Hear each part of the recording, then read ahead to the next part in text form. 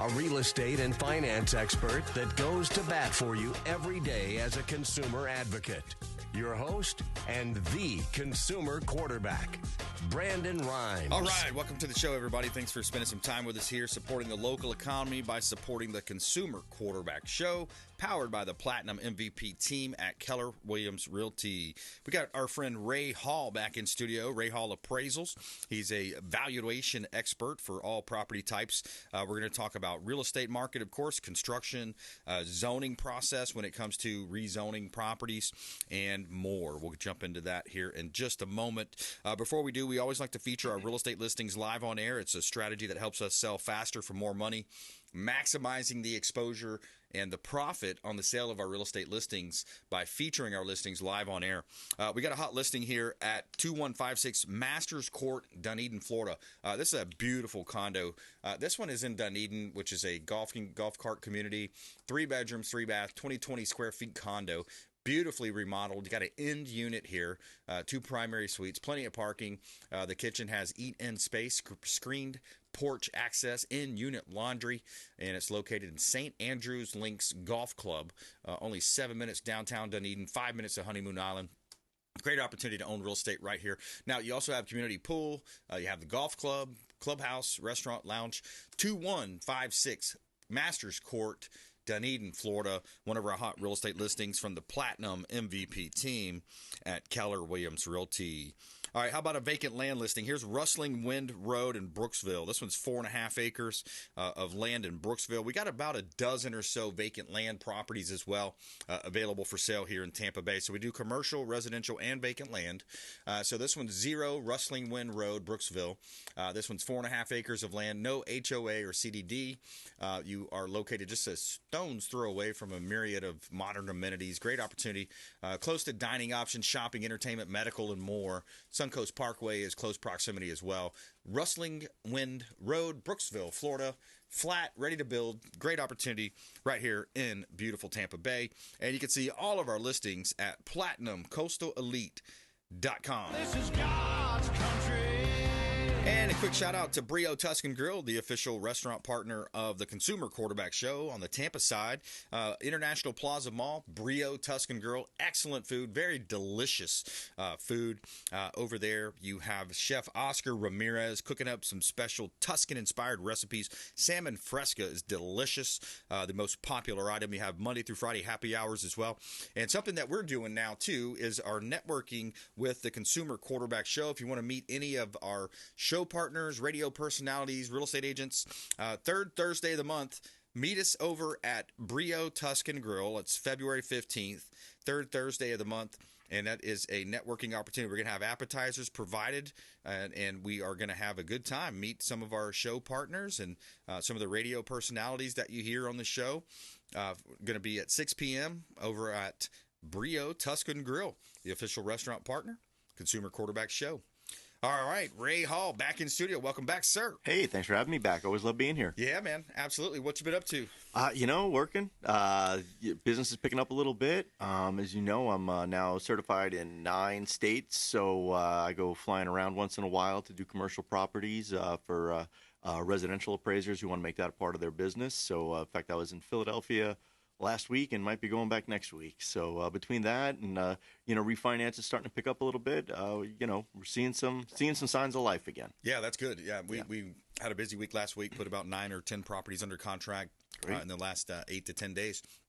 Now, when you think about the real estate market, it's driven by a lot of different factors. Mm-hmm. You got a lot of different factors. Supply, so inventory levels. Also, the financing options. The interest rates have dropped as well, back in the mid-6s or so, roughly. Mm-hmm.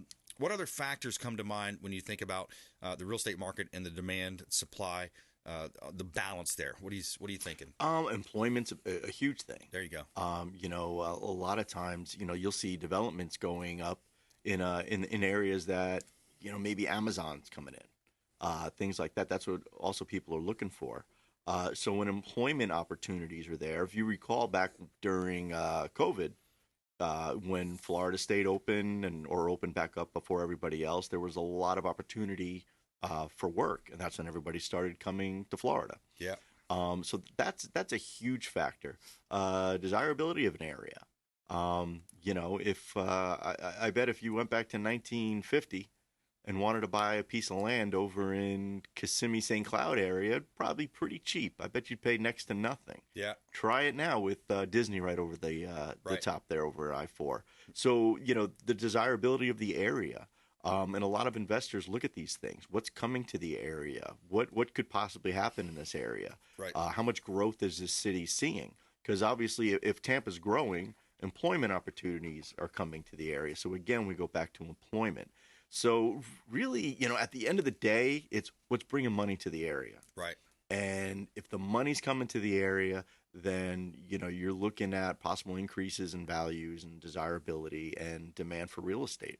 Right. Yeah, absolutely. And we saw that growth. We saw Florida lead the nation in migration, whereas California was dead last, and Florida was number one. You see, and I heard a nice report on the way into work today too, where it was talking about the not only the wages but also the job growth in Tampa Bay and in Florida. Yeah. Yep. So I think that's a major point that you bring up there. Ray Hall with Ray Hall Appraisals here on the Consumer Quarterback Show, valuation expert. Now, Ray, let's go through. I want to go through each property type here. So residential is the most common. We talk about condos, villas. You have single family homes, of course, mobile homes. Some people are loving to buy some land and go up north and get a little bit more spread. You also have the commercial commercial properties, and then vacant land that's buildable. Yep. So let's start let's start with the residential, which we kind of did. We kind of alluded into that, but residential. Let's break that down first. What are you seeing in the residential space? We're starting to see some increases in even purchases, sales, and especially refinances.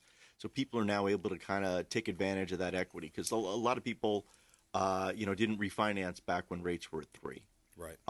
So they had all this equity, but now they're finding they need that equity out of the house. Now that rates have come down a little bit. Now remember, just because the Fed hasn't dropped rates doesn't mean the mortgage rates haven't come down. Right. So the mortgage rates have come down a little bit. So I think a lot of people who are on the fence, and I still think there's a lot more people who are on the fence, are going out there, they're refinancing, they're taking that cash out, and now they're starting to look to purchase now. Yeah. I think there are people starting to see that, interest rates right now aren't horrible. We've seen them before, you and I. Yep. It's not the end of the world, and you can get a good loan with the current interest rates, and you can buy an affordable house. Right. And maybe not what you could get, 3-4 years ago. Right. But you can certainly do that, and we're starting to see that more. Yeah. So that's kind of what's in the residential. Luckily we didn't see any severe declines in value. Maybe some neighborhoods had a little bit of a drop, but I still see some neighborhoods that had increases in values. Because remember, as an appraiser, we're not looking at what is it doing in Tampa. I'm looking at what's it doing, maybe within this 2-mile radius or even a 1-mile radius. Right. And that's how we do our analysis. Yeah. So we're going to see different things in different areas, but like I said, I haven't seen any significant declines anywhere. So if interest rates do come down in the coming year, like some people are predicting, I think we're going to see, a stable to increasing market and hopefully get back to where we were. Let me ask you a question. So when you look at single family homes, the condos are definitely one of the more challenging property types right now. We've talked with state legislatures. We had county commissioners on the show, and they were talking about some of the changes going in effect, some of the different things, and this is all coming in light of the Surfside collapse over on the East Coast, Miami area.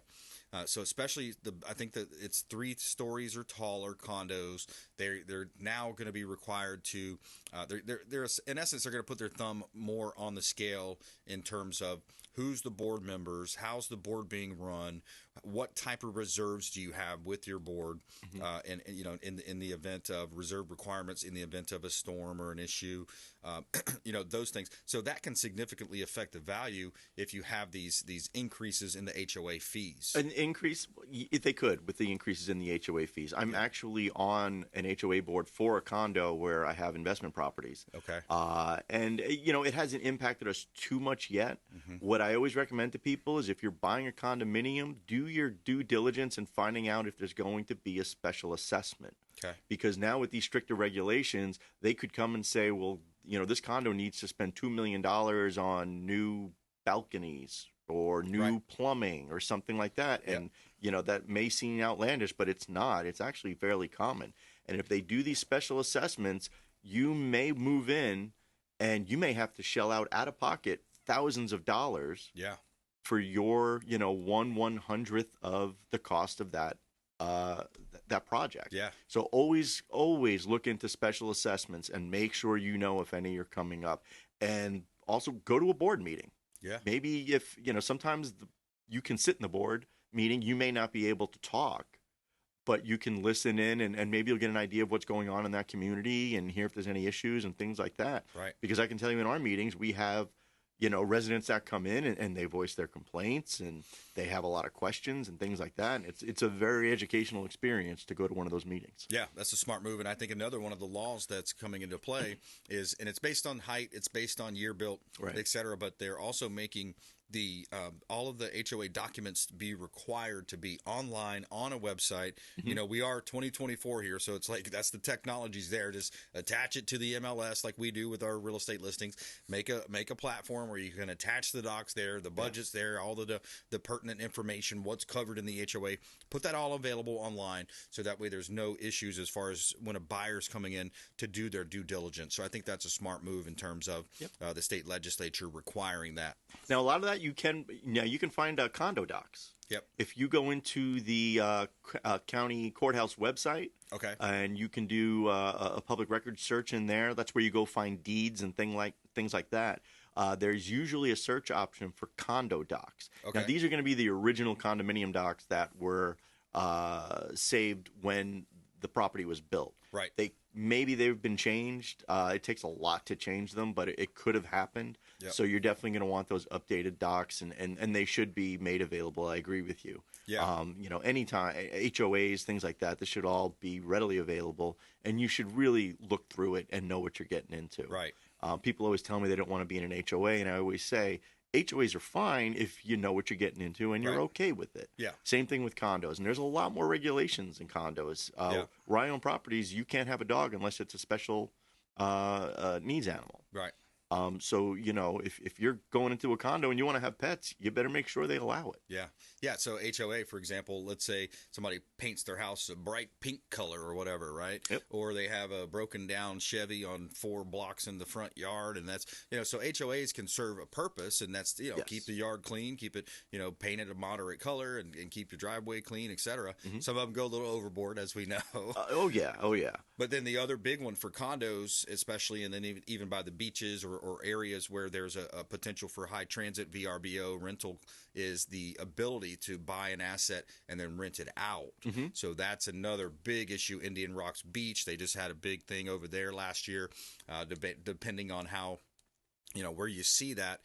But, that can affect the value of a property significantly if you can't rent it out and you thought you're going to be able to, and vice versa. If owner occupants, most people want owner occupants if you're there. Yep. And then of course, the opposite side of that is the investor community would love to be able to buy it, rent it out, put a couple bunk beds in each room, and then you can maximize the occupancy, maximize that return on investment. But, a lot of municipalities don't like that. No, and I know like City of Clearwater is definitely, they'll look for you. Yeah. And they'll find you, and you'll get a fine. Dunedin is a little more relaxed about it. Okay.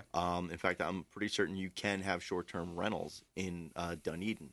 But you're right, that does impact the value, because I may want a condo just as a weekend place. Right. Well, I don't need it all the time. So it's a great investment for me if I can do nightly rentals when I'm not there. Exactly. But to do a 6-month lease, now I don't get to enjoy my real estate. So sometimes you will see where they allow short-term rentals, you'll see higher values in those buildings and those HOAs or those condo associations, because quite honestly, they make a lot of money off those nightly rentals. Yeah, absolutely. All right, we're going to take a quick break. Ray Hall Appraisals here on the Consumer Quarterback Show. I'm your host, Brandon Rhymes. Keller Williams was recognized on LinkedIn, a post that they put on LinkedIn. I'm going to bring that up. Also, construction and zoning process. So we're going to dive into that a little bit with Ray Hall Appraisals. What's required to change the zoning on a real estate property? And can you increase the value by simply shuffling some paper with the county? More with Ray Hall Appraisals here on the Consumer Quarterback Show, consumerqb.com. Thanks for listening to my daddy's show. Please make sure to send him all of your real estate deals and subscribe to the Consumer Quarterback Show podcast on iTunes and Spotify, or check out our YouTube channel. Have a blessed day. To get in touch with Brandon, call 727-263-3707. Online at consumerqb.com.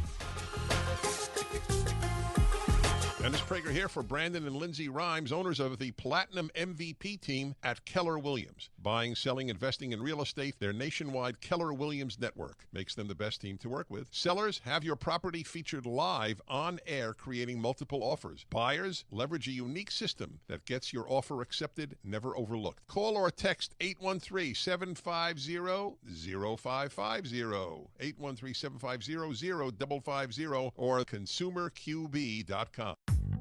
I want to give a special thanks to Satellite Phone Store. They just hooked me up with this beautiful satellite phone, and it's a gorgeous phone. It's a great device. It's a safety device as well. Think about it. If you're out on the boat 40, 50 miles out, maybe you're going hunting or you're going hiking in the woods somewhere, you run out of cell phone service, or who knows, maybe a possible terrorist attack. It's not like our politicians aren't entrenched in all this stuff going on overseas, all over the place, all over the world. Could be a terrorist attack. They could attack the power grid. They could attack the cell phones. Who knows what they're going to attack next. Sat123.com/REQB. Sat for satellite. Sat123.com/REQB, like real estate quarterback.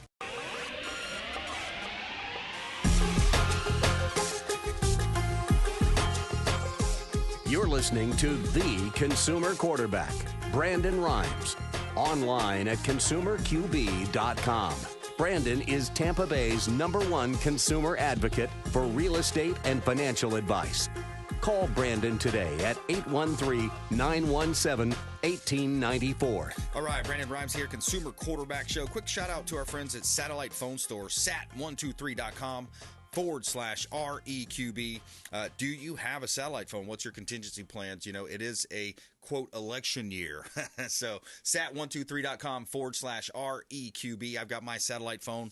A lot of my friends do. And there's a new company I'm talking to this week also that has a social network built around having a satellite phone. Sat123.com/REQB. And let them know the real estate quarterback sent you. All right, a couple of hot listings here. 6441 4th Palm Point, St. Pete Beach. This is a beautiful property listing on our team here. This is a waterfront property. It kind of has that infinity view from the pool out to the Gulf of Mexico, the Boca Ciega Bay there. 6441 4th Palm Point, 3 bedrooms, 2 bath, 2280 square feet. Beautiful, stunning views. You have a barrel tile roof, hurricane windows. This property is just minutes to the Gulf of Mexico. 75 feet of water frontage. You have your own private dock, private pool. Beautiful property on the beach. If you've ever wanted your own beach property, St. Pete Beach, hot real estate property. All right, we got a commercial listing here at 2907 North Florida Avenue. Just under $3 million listing of mine. Beautiful property on the corner lot location on North Florida Avenue. This one has 12,000 square feet, 7,200 heated, 3/4 of an acre lot, 2 buildings on site. One of them's rented out, so you got passive income of about 6,500 square feet coming in. Great opportunity to buy your move your business over, maybe relocate here to Tampa. 2907 North Florida Avenue in Tampa. This is a great opportunity here in the commercial space. Platinum MVP team. You can see all of our real estate listings at PlatinumCoastalElite.com. Check out PlatinumCoastalElite.com.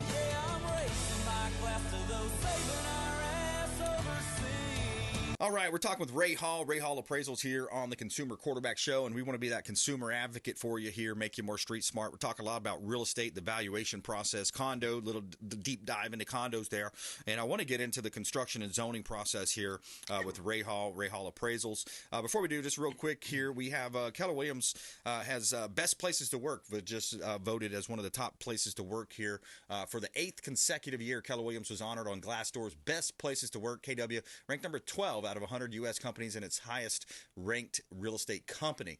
Also based out of Austin, Texas. Culture is our core differentiator at Keller Williams, says Stacy Horn. So there you have it. All right, Ray Hall, construction, zoning. Talk to me about that, because a lot of times you hear, developers and builders, and there's even companies out there that will strictly buy land, convert it, put in some of the infrastructure utilities, and that's a whole business in itself. Now you improve the value of that land and said, hey, Mr. Developer, here you go. It's set to build a Costco or whatever. Right, and that's an improvement on the site. Yeah, a lot of people think an improvement is a building. It's really not. It's any kind of construction on that site.